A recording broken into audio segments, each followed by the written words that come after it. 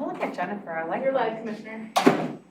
Okay, good afternoon. Welcome to the Thurston County Board of County Commissioners Board Work Session for Thursday, November 4th, 2021, 2:02 p.m. My name is Ty Menser, Chair of the Board. To my right is Commissioner Carolina Mejia. We may have Commissioner Edwards joining late. He's in transit. This meeting is live streamed on the Thurston County YouTube channel, and we have Assistant County Manager Robin Campbell to my left. We have key members of our staff who will be participating in the topic today, which is 2022 to 2027 Capital Improvement Programs. I see Jennifer Walker, our Director of Public Works. I see Maya Teeple from our Community Planning and Economic Development Department, as well as Scott Lindblom, our County Engineer, and other key staffers from those two teams. So I'm going to turn this to Jennifer Walker. Nope. Robin Campbell. Yep. Thank you. Thank you, Commissioner. This is a follow-up on your capital improvement program that was presented to the Planning Commission last night.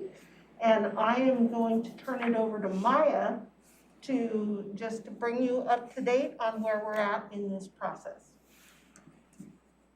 Great, thank you. Maya Teeple, Senior Planner with Community Planning. I do have a PowerPoint that I will go through, and I'm going to share my screen right now.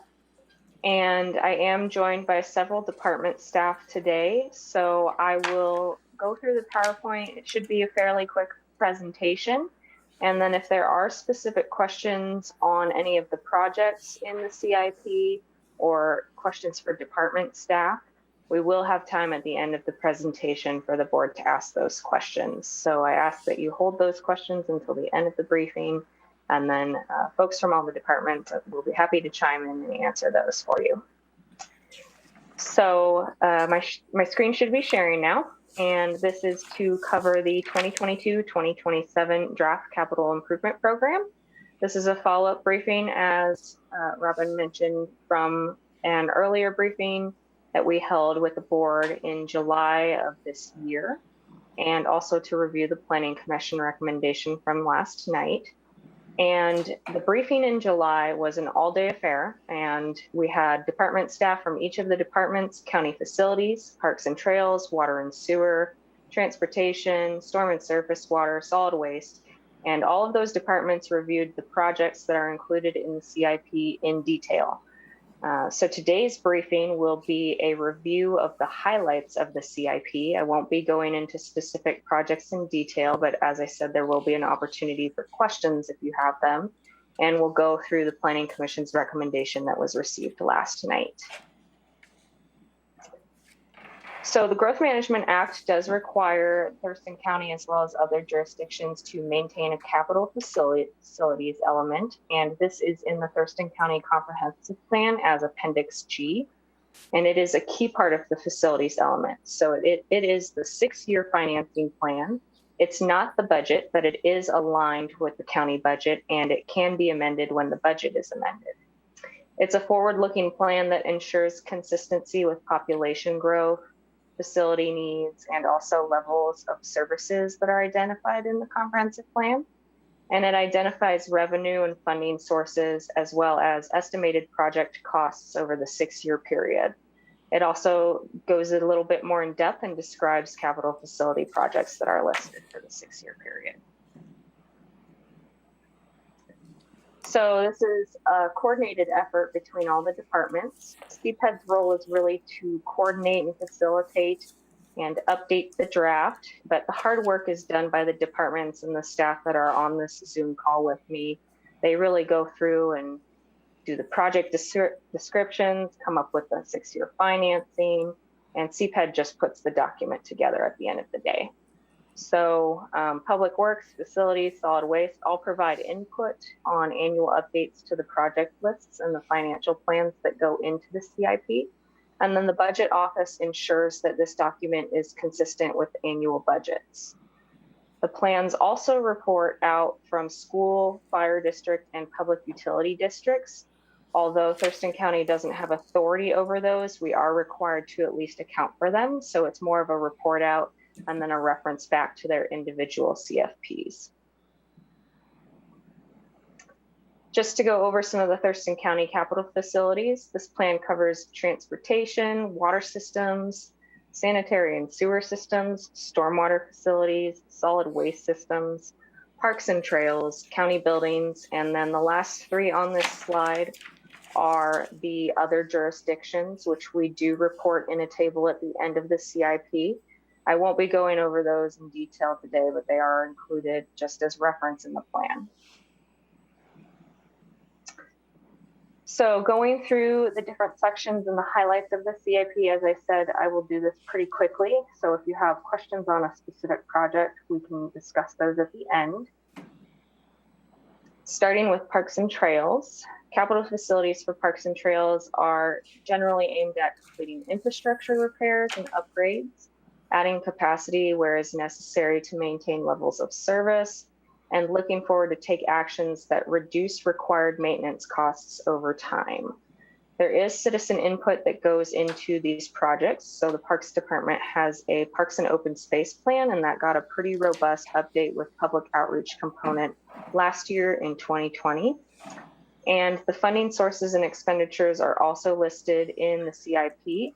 So most of the funding sources for parks and trails projects come from impact fees, real estate excise tax, federal and state grants, and conservation futures. And this department is expected to spend an estimated $9.9 million over the next 6 years. This is a quick look at the expenditures table. These are all included within the actual CIP document, so I don't expect you to be able to read in detail what's on this slide, but these tables show the individual projects as well as the funding sources, where they are located in the county, and the estimated dollars to be spent over the 6-year period. And the shading on these tables breaks down by design, construction, and then the closeout phase.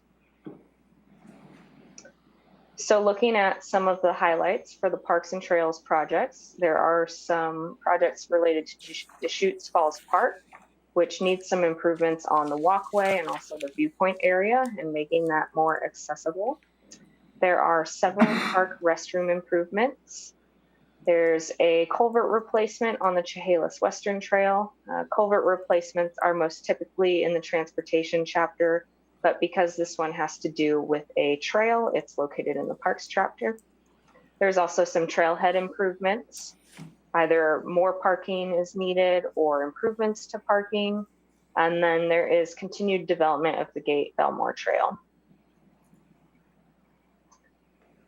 So moving into the solid waste projects. Again, just a high-level overview.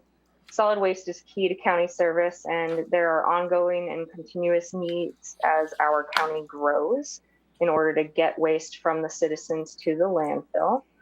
Most of the funding sources for these projects comes from the Solid Waste Fund, and there is an expected $28.5 million spent on these projects over the next 6 years.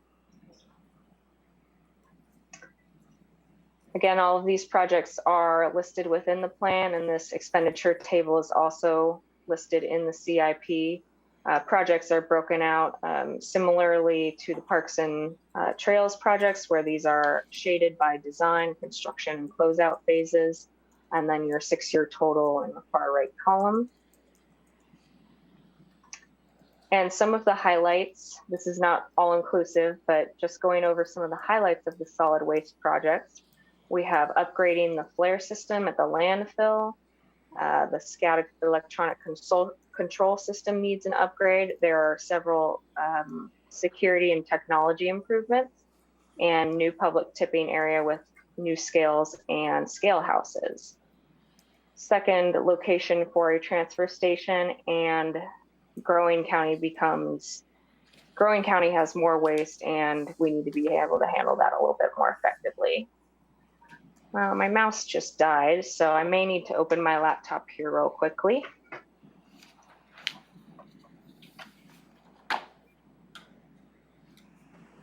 So Maya, would you, just jumping to the bottom line, everything you're showing the board are items that they already reviewed in the earlier presentations, is that right?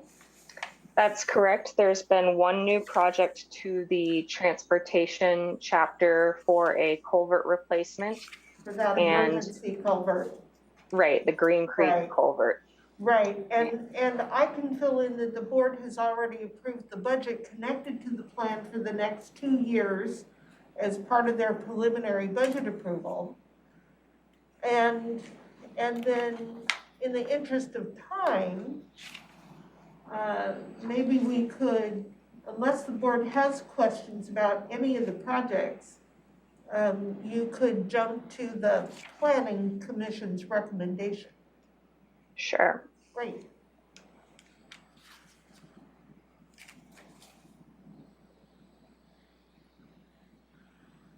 These are all slides that you saw earlier this year. Nothing really changed, except for the addition of the culvert that you will recall is on an emergency basis because the culvert was collapsing. That is the one addition to this plan. So, and here, go ahead, Baya, with the recommendation. Thank you. So jumping to the Planning Commission recommendation, we did hold a public hearing with the Planning Commission last night, and we received no public comment on the CIP. The Planning Commission produced a unanimous recommendation of approval, so 5-0, and they recommended approval of the amendments as contained by repealing and replacing the current CIP in its entirety.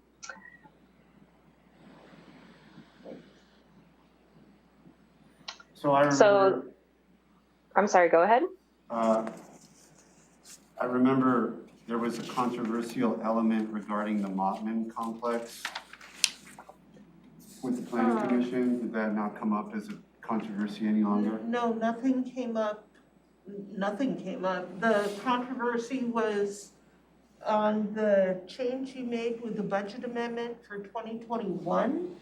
And that was not raised at all for next year. No concerns were raised by the Planning Commission or the public during this process for the 22-27 6-year plan. Sorry, go ahead, Maya. Thank you. Thank you. And so the next steps for this project, we do have a tight turnaround time in order to meet the 20-day noticing requirements for the 12/6 public hearing. We would be requesting that the board set a public hearing on November 9th, and the public hearing date and the final action will be aligned with all of the budget actions that are occurring. Is that enough time? That's in 5 days. I know. Yeah. Don't we have to do 20 or we can waive it to 10? We can waive it to 10, but if we go on the 9th, I believe there is time to do the 20-day notice. Right, staff is prepared. We have that AIS drafted and in the system, and the CIP draft is prepared to be uploaded to the website. So everything's ready. We would issue the legal notice within that 20-day On the 9th period. is when we would set the hearing. The hearing would happen in December. Okay. Correct. Correct. Yeah. Okay, I read that wrong. Yep, it's all good to go. Any questions? I do have a question in regards to kind of the trails part of it. Are we planning, I know I saw the acquisition part of expanding the trails, but are we planning on expanding any of the trails? Is that like a plan for the future, or is the acquisition kind of covers that? So the acquisition piece that's part of the CIP covers that particular requirement. Okay. And then if the board would like to discuss adding money to the budget to do a trail program, like out of REAP funding that's available, you would want to have the conversation to do that. Probably, we wouldn't want to do that until after the public hearing. That's the next real opportunity for the board to make changes to your preliminary decisions on the budget. And then Jennifer, if you I would add that we have that in there also just to for the ability to take advantage of opportunities that may come up, Right. which would still, there'd still be a conversation to be had and direction needed from the board. But having that in there does provide us the flexibility that if something is to come up, we would be able to, if the board approved, take advantage of it. Okay. We're rolling on this. I want to say how much I appreciate all the work that staff has put into this. And it is, everything that we're supposed to have in the CIP is there. It was all timely. It aligns with the budget. The CIP aligns with the TIP like it's supposed to. Everything is good to go, and staff have done a tremendous job on this, so thank you all. Okay, sounds like we'll see this again on Tuesday morning to address the public hearing. Anything else we need to do, Maya, from your perspective? Nope, that's it. I will submit that AIS and we can move forward requesting that hearing next Tuesday. Sounds good. We're adjourned. Thank you. Thank you. Thank you.